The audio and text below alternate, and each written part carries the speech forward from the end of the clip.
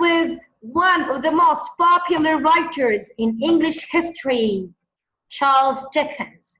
And we are standing for a novella, novel, play, movie, A Christmas Carol by Charles Dickens. You have to know that Charles Dickens wrote this one as a novella, and then it had been modified to be a play and a movie. 6,000 copies had been sold in only 1 week in Britain in that time. And before we watch this movie, analyze it together, having fun, we have to go back between 18th century and 19th century, and we have to stand in front of the Industrial Revolution in Britain in that time. What do you know about it? What do you know about the Industrial Revolution? 5 seconds to think about it, and please come back to me.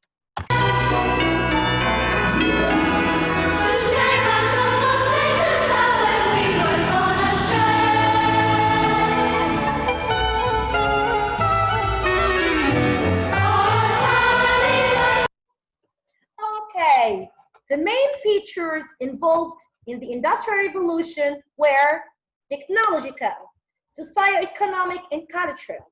What do I mean? I don't understand. The technological changes included the following. Number one, we have use of new basic materials like iron and steel in Britain. We have the use of new energy sources, including both fuels and motive power, such as coal and steam engine, electricity, and petroleum, and also the internal combustion engine. Anyway, the most important thing in that time is the invention of machines or new machines. Like what? Like a spinning jenny in the powered loom that permitted increased production with a smaller expenditure of human energy. So we are in front of, and we are meeting a new organization of work known as the factory system. What is factory system? What do you mean? Factory system entailed increased division of labor and the specialization of function, important developments like in transportation, like in communication, including the steam locomotive, steamship, automobile, airplane, telegraph, and the radio. So we have increasing of application of the science to industry, and these technological changes made possible to increase use of natural resources and the mass production of manufactured goods. So now if you have Industrial Revolution and you have all of these inventions and using the natural resources, machines, what will happen to the community in Britain? In England at the time, for sure you will find a big gap between two kinds of people. You will find the rich people who are living in luxury, who are collecting money all the time. They don't care about the poor people who are suffering, who are working. So we have two kinds of people. We have a gap between the rich and poor people. And for sure, Charles Dickens is going to fill the gap. He's going to find an answer to the question. He's going to find a solution for the problem. Let's watch some. Enjoy your time. Please come back to me.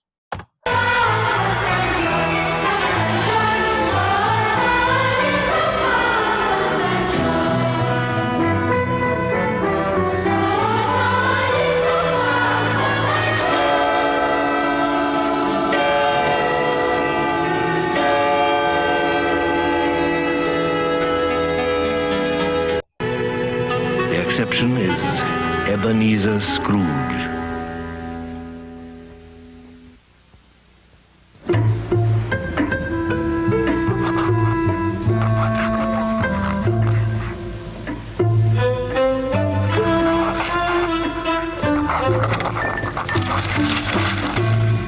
A Merry Christmas, Uncle. God save you. Humbug. Christmas? A humbug, Uncle? You don't mean that, I'm sure. Oh, but I do. Merry Christmas? What reason have you to be merry? You're poor enough. Well, come then, what reason have you to be morose? You're rich enough. Bah! Humbug. Don't be cross, Uncle. What else can I be? Out upon a Merry Christmas. If I could work my will, every idiot who goes about with Merry Christmas on his lips should be boiled in his own pudding and buried with a stake of holly through his heart. Uncle! Keep Christmas in your own way and let me keep it in mine. Keep your Christmas in on your way, and let me keep it in my mind. Here we go. We have now the main character, Ebenezer Scrooge, who represents for us the rich people who don't care about relationships. They don't care about Christmas Eve, which comes once in a year. He doesn't care about his nephew, who is inviting him to come into their house to enjoy their time in Christmas Eve. He just cares about money, money, money. Don't be angry, Uncle. Come, dine with us tomorrow. Never. No, good afternoon. I'm sorry with all my heart to find you so resolute. But I'll keep my Christmas humor to the last. So, a Merry Christmas, Uncle. And a Happy New Year. Good afternoon. And a Merry Christmas, Mr. Cratchit. Merry Christmas, sir. And here on the left side, we have the other side of people, Mr. Bob Cratchit, who is hard worker, which represents to us the work class. He is so shy, he is so kind, so modest, he's so poor. Uncle, and a Happy New Year. Good afternoon. And a Merry Christmas, Mr. Cratchit. Merry Christmas, sir. Good afternoon. Scrooge and Marley's, I believe. Have I the pleasure of addressing Mr. Scrooge or Mr. Marley? Mr. Marley has died 7 years ago this very night. At this festive season of the year, Mr. Scrooge, a few of us are endeavouring to raise a fund to buy the poor some meat and drink and means of warmth. But are there no prisons? Plenty of prisons. And the treadmill and the poor law, the union workhouses, they in full... And now Charles Dickens is telling us how rude is Mr. Ebenezer. We have two people here. They are collecting money for the poor people outside in the street in this Eve, in Christmas Eve. Why don't you pay some money for these poor people to find some drinks and cloth to keep them warm in Christmas Eve? So Mr. Ebenezer will reply them in a rude way, and he will say, where are the prisoners? What prisoner? Why don't you put them in the jail? Why don't we decrease the population? How rude he is. Although he is very, very rich, but he doesn't care about anybody. Only money. Vigor, then, Both very busy, sir. Oh, I was afraid from what you said at first that something had occurred to stop them in their useful course. I don't make merry myself at Christmas, and I can't afford to make idle people merry. Yes, I know you'll tell me that many can't go there, and many would rather die. Well, we'd better do that than decrease the surplus population. Good afternoon, gentlemen. Good afternoon. You'll want all day tomorrow, I suppose. If quite convenient, sir. It's not convenient, and it's not fair. If I was to stop you £0.50 for it, you'd think yourself ill-used, I'll be bound. And yet you don't think me ill. Here we meet the gap between the poor people. He just now, Mr. Scratchit, is asking for 1 day off, only 1 day off for Christmas Eve, to stay with family for gathering or for family gathering. And then Mr. Scrooge will reply him in rude way like, it is not fair and it is not convenient. Why shall I pay to you if you don't work for me? There's no day off. And he said, Mr. Pop, scratched. He said, it is only once a year. No Christmas, no day off for you. Used when I pay a day's wages for no work. It's only once a year, sir. Well, that's a poor excuse for picking a man's pocket every 25th of December. You'll be here all the earlier the next morning. Even the blind man's dog knew old Scrooge and avoided him. Scrooge kept all humanity at a distance and liked it that way.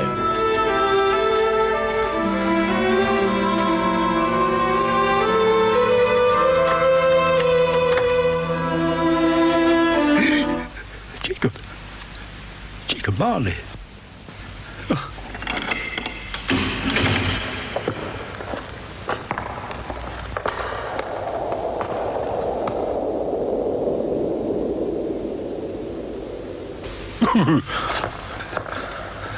Humbug. Humbug.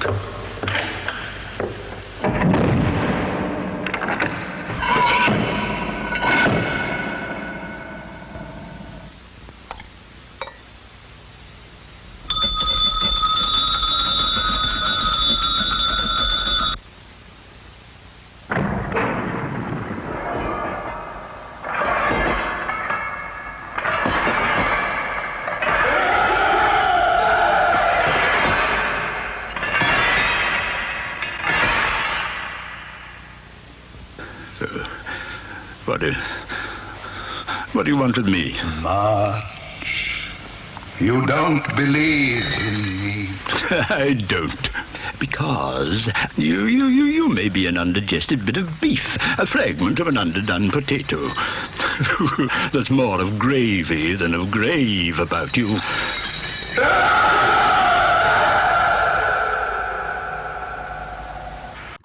Okay, we will stop here. Actually, if you want to watch the movie, you will find a lot of versions. Animated one, real one. Actually, you will find version for 3 hours, another one for 1 hour, this one for 25. You will find a lot. I'm going to stop here and analyze everything so fast as much as I can, because I don't like to waste your time. Here we have this ghost, the ghost of Christmas. He is Jacob Marley, which was the friend of Mr. Ebenezer, and he was the same personality, by the way, so cheap, so stingy, so bad for people. And he died 7 years ago, and now he is coming in the shape of ghost. Why? Because after he died, he became hanged between the earth and the heaven, or we can say between the death and the life. And he is captured with chains, like you say, and like you see, sorry, and a lot of iron boxes to heavy him. Then he is coming in the Christmas Eve or the Christmas night to advise Mr. Ebenezer, like, I'm going to give you another chance to change your life. If you are not going to be better, if you are going to be the same like me, you will find the same ending and you will face the same fate. Anyway, I'm going to send to you 3 visitors in Christmas night, 3 visitors, which are 3 spirits: spirit of the past, spirit of the present time or Christmas, and the spirit of the future. And then you will have lessons. If you are not going to change after these lessons, you will find the same ending and you will face the same fate. Anyway, the spirit of the past will come and the spirit will show Mr. Ebenezer his past. How did he suffer? He was lonely. All his friends neglected him. They didn't like to stay with him. And he stayed alone, reading books, having knowledge, collecting money. Even in the youth, when he was young man, he was spending all the time collecting money, working, and that's it. And then the spirit of the past is going to show him when he was in front of his lost love, beautiful girl called Belly. She left him because he doesn't care about her. He just cares about money, about being wealth, and he cares about working. And he was putting off or delaying his marriage time. So she left him, and after this experience, he was scared of any relationships. So we can figure out that he is not going to marry, he is not going to have a daughter, son, or family member, or nothing at all, like you saw at the beginning of the movie, when he refused the invitation of his nephew Fred, when he was asking him to come to dine in the Christmas Eve, and he refused. And he doesn't care about Christmas also. And then after this lesson, he's not going to change. He's not going to learn anything. And then the Christmas of present time, or the Christmas ghost, will come, and he will take him around the country. He will show him the people how they are having fun in Christmas Eve. They are singing together, they having fun.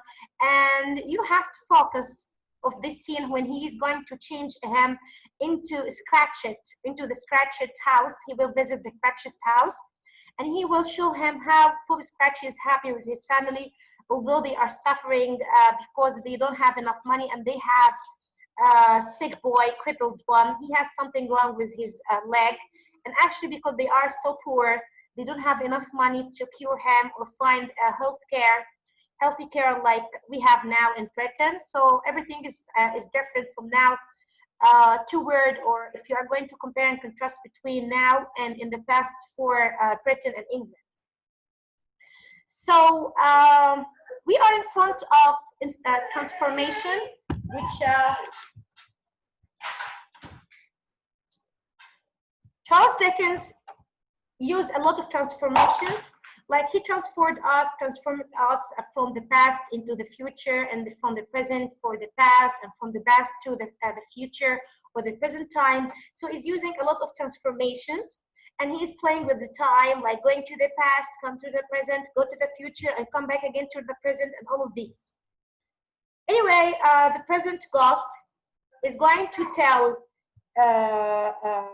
is Ebenezer Scrooge that Tiny Tim, the sick boy or the son of Bob Cratchit, is going to die because of you, and you have a choice now to change your future. Like what? I don't understand.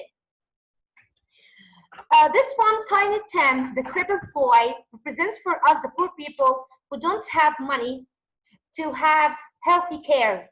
Okay, so because of the rich people, they are not helping the poor people. The poor people are suffering all the time, even in the family.